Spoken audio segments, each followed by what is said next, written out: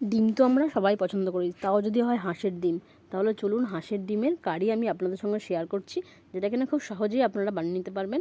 প্রথমে হাঁসের ডিমটাকে দিয়ে আমি সিদ্ধ করে নিয়েছি, তারপরে নুন হলুদ লঙ্কা দিয়ে ডিমটাকে আমি ভালো করে ভেজে নিচ্ছি। একটু ভেজে নিলে কারিটা খেতে খুব ভালো লাগে। তারপরে মিডিয়াম সাইজের 3টে পেঁয়াজ আমি ভালো করে ভাজতে দিয়েছি, পেঁয়াজগুলো একটু ভালো করে ভেজে নেব। তারপরে আমি এতে দিয়ে দিলাম কেটে রাখা একটা টমেটো, যেটা কিনা সরু সরু করে কেটে নিয়েছি, আপনারা পেস্ট করেও নিতে পারেন। আমি এটা ভেজে নেব ভালো করে। এবার আমি আদা রসুন গ্রেট করে নিয়েছি, গ্রেট করে নিয়ে আমি এটাকে ভাজবো ভালো করে, একটু সবার সঙ্গে ভেজে নেব। এবার আমি দিয়েছি লঙ্কা গুঁড়ো হলুদ গুঁড়ো আর নুন, আর অল্প জল দিয়ে মশলাটাকে আমি কষে নেব, যাতে গুঁড়ো মশলাটা পুড়ে না যায়। আমি কিন্তু এতে আর কোনো জল ব্যবহার করব না। এটা ভালো করে কষা হয়ে গেল, তারপর আমি ভেজে রাখা ডিমটা তুলে দিলাম, দিয়ে ভালো করে নাড়িয়ে চাড়িয়ে নিলেই আমার হাঁসের ডিমের কারি রেডি।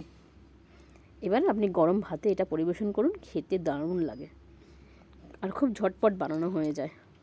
তো আমি এরমভাবেই বানাই, তাই আপনাদের সঙ্গে শেয়ার করলাম।